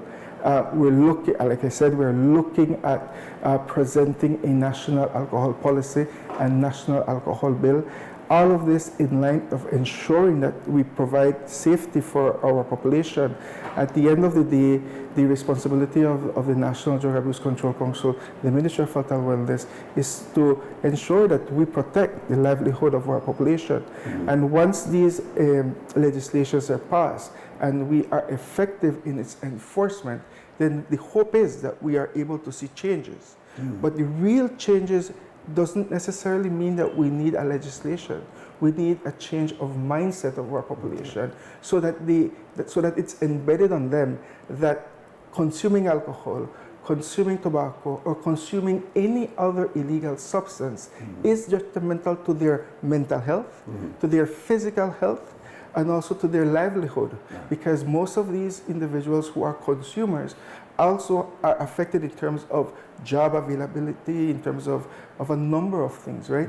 So two things that the Ministry of Health and Wellness is cognizant of, that we are addressing substance misuse as a mental health issue and putting all the tools and all the necessary mechanisms in place to ensure that, one, we are able to provide prevention education, not only in schools, but right across the board, through community empowerment, through public information. As a matter of fact, next week we're starting our Stay Alive, Reach Alive campaign when we are addressing the issue of consumption of alcohol while drinking and driving.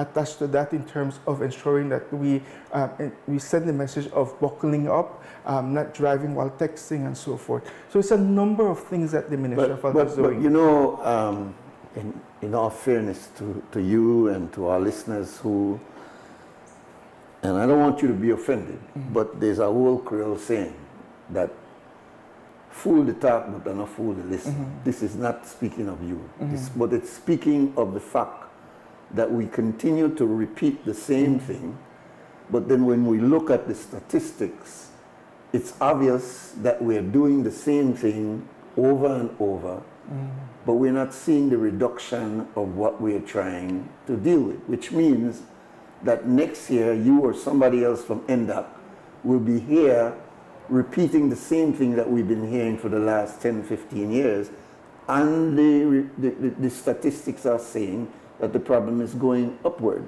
So is there a need for a real wheel and come again kind of strategy to say, guess what? We're brave enough to say that this not work and that we are going to be using a completely different strategy to ensure that we're seeing the results. I honestly believe that the Ministry of Health is doing its very best, right? Again, all hands. No, I'm not talking about sincerity. I'm talking about result-based work now. And it is and that is what we are doing, putting everything in place to ensure that we can change the lives of people. But we're not seeing the changes. But it though, takes Mr. time. Bayes. Changes take How time. long are we going to be doing this? And I'm saying this because it's really an echo of a regional problem, because this UNICEF report is looking at the region. We got Jamaica got this problem. Look at one of the confusion of governments. We are saying that we are allowing 10 grams of weed out there, yet we're having a contradiction that we're trying to stop weed production and weed availability. I mean, isn't there confusion at the top here? We have an industry that we're trying to develop it, yet we have the illegality of it on this level. Let's go back to the phone. Welcome, caller. But I hope that not the contract in the industry with the top of the Chinese develop. Well, you know, there's a ministry specifically looking at the economic potential of that. Well, I'm going to tell you something, Brother Nuri. Okay. And brother, what is the... This is Mr. Vales, Mr. Esner Vales. Mr. Vales probably know me good, because I always talk the same thing.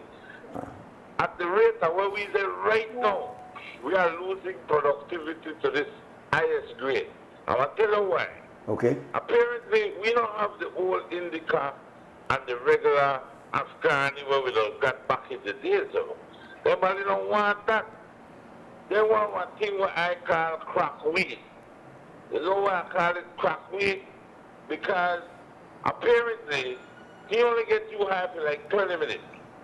And you high for 20 minutes and then you gotta hit this thing again, like crack. You gotta keep hitting this thing. Look, man, they got all these bunch of these guys around the neighborhood. I watch and I figure 12, 13, 16. I don't think nobody's 17 in that crowd, right? But I watch them sit down and hold their files out. So on Sunday I decided, let me go and sit with them, you know? I don't smoke nothing, Brother Nuri. But how do you talk to them, Kalim? Or what do you say? Are you all right, or are you trying to discourage, or what? I say, why did they lick the thing so much? But I try to explain to them too that if your great grandfather smoked weed, your grandfather smoked weed, your father smoked weed, why you weed no one do you nothing? You become immune to weed. Just like the people who say weed will cure asthma when 10 generations of their family will smoke weed. Man, if you eat with the cure asthma, none of me I even get it. But I want to tell you something, I got nothing against weed, Brother Nuri. Like I tell you, I have nothing against weed. I don't smoke weed. I realize that weed is not my thing. It doesn't work for me. What about alcohol? What about alcohol? Well, alcohol, I even that recently I realized, why am I drinking it? So I kind of turned down for that too. I don't drink every day again. Do you think that the Caribbean, I make a talk on really provocative question, yeah. Do you think that we will ever be not using some form of substance? Well, I don't think so, Brother Nuri. Yeah. The way how we live, by summer we have to hide. All right. So, in other words, is an NDOC fighting a losing battle? I would tell them definitely they're fighting a losing battle. All right. Okay. You know what they need to do? Is they don't need to go to the high school. When you reach the high school, the kids go high. And you can't change their mind. You need to go into the kindergarten and teach and tell them, listen to me. I want to tell you something, Brother Nuri. I have 18 step kids I raised. And out of the 18, there only 2 of them smoke weed. And 2, I could back mindset and I could throw that. And I could say, boy, only 2 of them gone away. And you know why they never gone away? Because they never saw me do it. I never one day, I told them, anytime they talk, weed will make you stupid. I try to scare the hell out of them. And so, fortunately, 2 of them decided that they want to smoke weed. All right. And I can't All right. Let me go back to the guests. Let me go back to the guests and get the comment. One of these days, we'll have to bring you in here as a guest. All right. Let me go back to the guests. So he's saying it so permeates, you know, the culture. And really, I have to say, we know they talk about Belize. Within our addictive kind of environment, we start from the top to the bottom. Everybody, they get some kind of alternating of their consciousness, man. I mean, whether they use this, they use this, they use that. To be just normal without anything is almost seem like it is an impossible area of living in this kind of, at least the Western world. And I see the other parts of the world likewise. So, are you trying to carry water in our straw basket, Mr. Vales? Not necessarily. All right, good. You're a man of faith. Good. Not necessarily. Yeah. And that's the last thing that we need to lose, faith. Because our mantra at the National Drug Abuse Control Council, Ministry of Health and Wellness, is that if we're able to change the life of one individual, I see, then we would have done our job. But if How we're able could you to change your but if job you're on able, just one person? But if you're able to change the lives of many individuals through all the things that we have put in place, then we would have reached the target point, right? But it takes time. Substance misuse is not an overnight, one-stop solution. We come from a region of drunkards. I don't know if you know the history of Belize, but then Baladen, Bayman, Mandam, lone drunkards and rebels and people. And we who were innocent in that process adopted their ways, and we became just as much drunkards as they. And so even before weed was popular, I mean, rum was very, very popular among our population. And it's embedded in our culture. It is very much embedded. So now you are given the responsibility to say, that is wrong. And people say, what's wrong with you? I drink responsibly. It's about choices. I know they out there, they kill up nobody. And so what you to talk about? You see it's what about I'm saying? choices as well. All right. As individuals, we provide them, or we provide the population with the information. Okay. You take the information. So you're really cognitive here. Yeah. I'm talking about impacted, yeah, scaring me so I don't want to do it, frightening me so I could look like how Nancy Reagan made try to say, this is your brain on, we provide show one fry egg or something like that, you know, or create the police, their program. All of these tactics have been used, and your statistic recently done is saying it only happened. It's still a major problem. So don't we need to wheel and come again? And that's the reason why we are looking at the situational analysis. I see. One more call for you. Welcome, caller. Hello, Mr. Nuri. Good morning. Yeah, good morning, sir. A little bit more volume, please. I think that the problem lies in You're very low, brother, very, very low. a population that exists in any society has 90% of the people that are like normal, 5% are like you may call what morons, and 5% genius. But most of the time, responsibility for yourself comes with having a good religious education. And you will notice that those who are like generally good 90% have fairly good understanding of religious knowledge. So a moral living. The enforcement issue now goes for really the kind of the morons then for argument's sake of a population curve. And that is what will always happen in any population, no matter what issue is at hand. Thank you. Okay, thank you very much. He brings something very interesting to mind, Mr. Vias, and we'll make this probably your last question here. Have you been able to engage the religious community proactively? I don't mean when you're down and out and drunkard and and you just go to church or you go to the mosque and you say, please reform me. No, I don't mean that. Because that they do. But I'm talking about them analyzing that these statistics are saying something about these young people that are in our schools. These statistics are saying these are young people which we are responsible for. God has given us a responsible as shepherds. Have you seen them actively engage with you, or even if not with you, engaged in trying to address what these statistics are saying? The church has a fundamental role to play here. Whereas we do engage with the church, we also are aware that the rehabilitation and treatment facilities that we have in country, which are private, are merely faith-based facilities, right? That they open up their doors to receive the clients that we refer to them. Okay. And that's very important, right? Because but isn't that the reactionary? I'm talking about the pro-actionary action, and going out there before they get to the point where you need to rehabilitate. Yes, and I think that that's one of the things that we need also as a society to look at.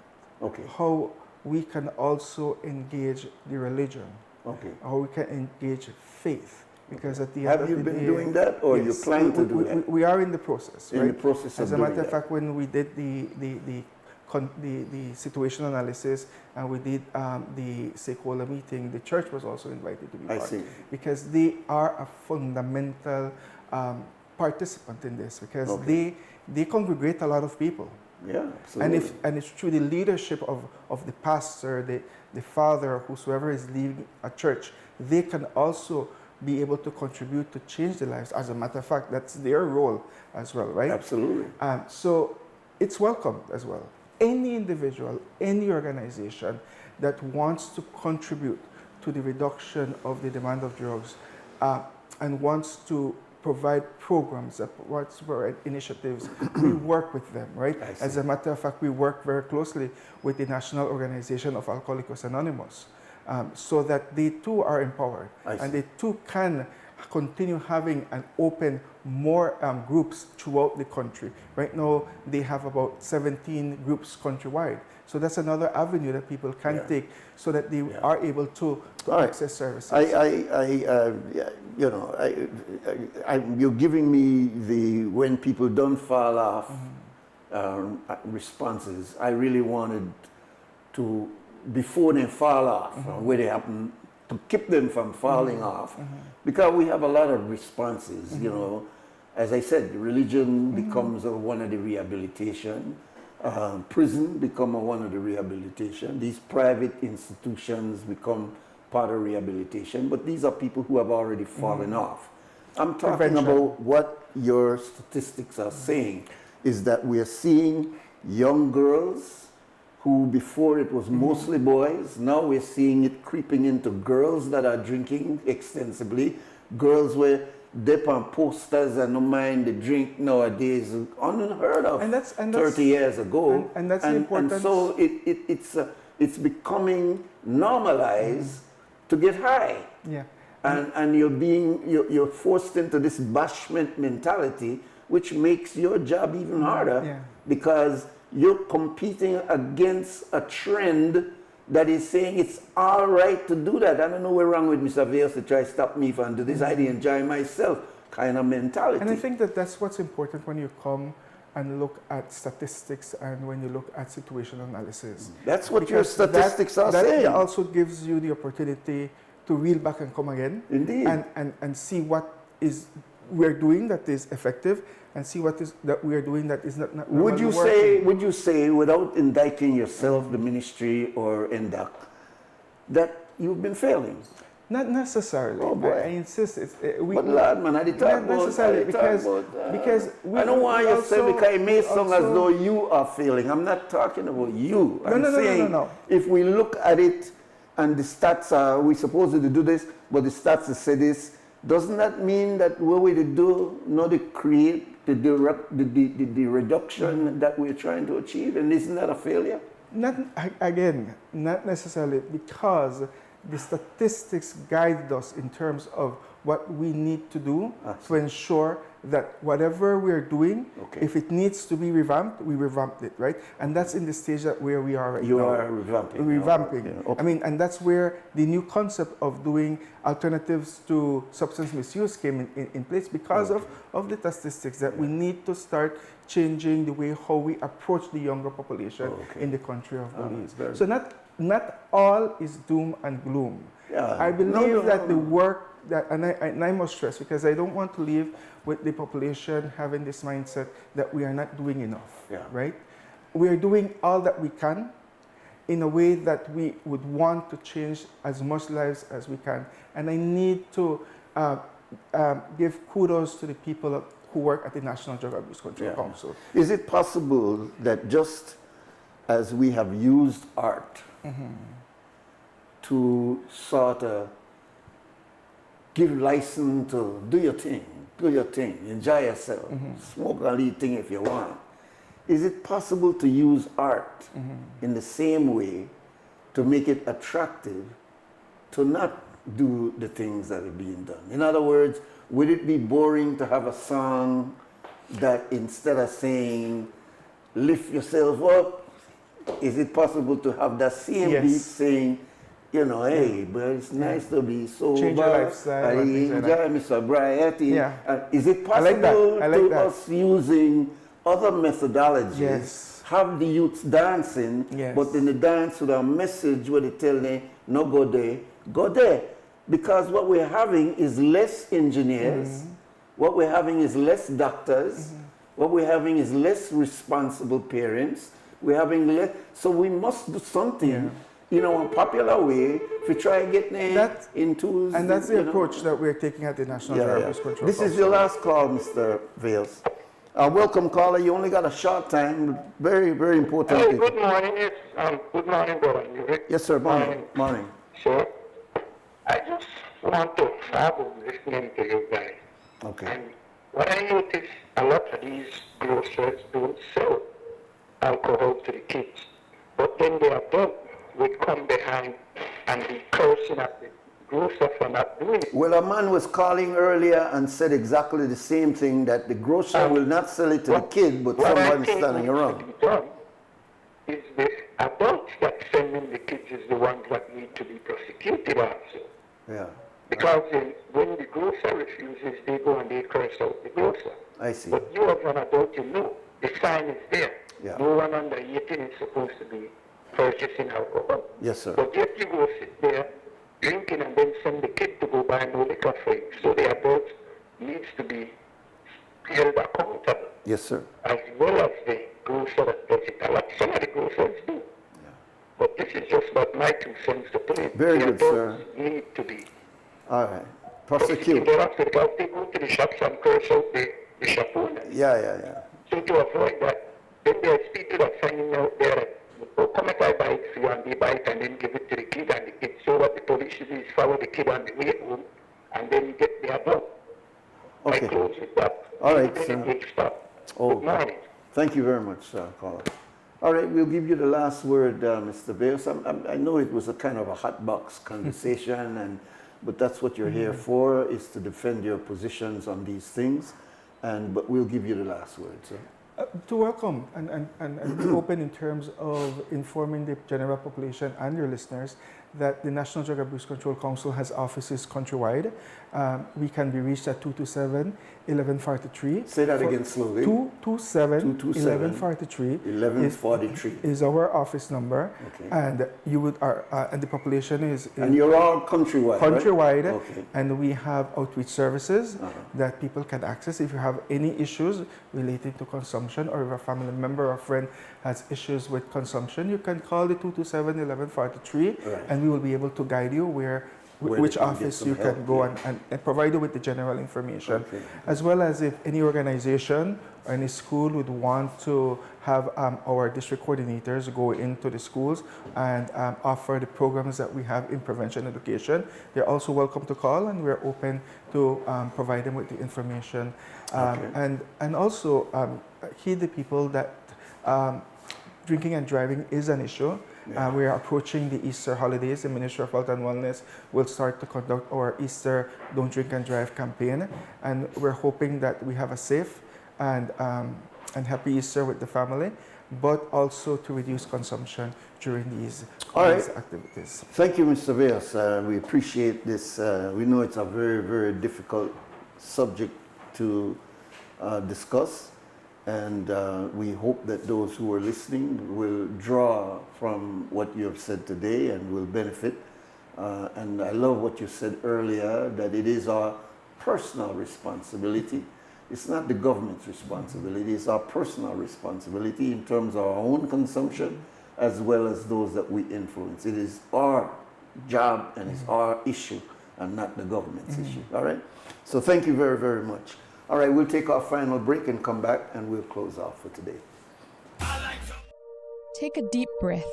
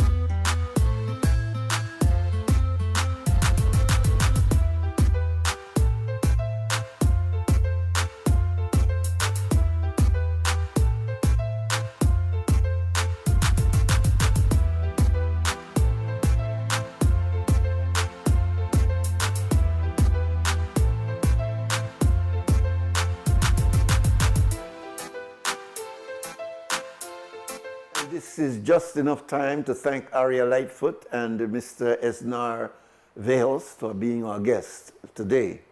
And we want to thank you for staying with us. But let's not forget the people in the background that caused this whole thing to take place technically. We have as our MCO today, Alexi Bilaid. We have Mr. Larry Guerrero downstairs in Samuel Cast, and of course, Mr. Clifton Lewis.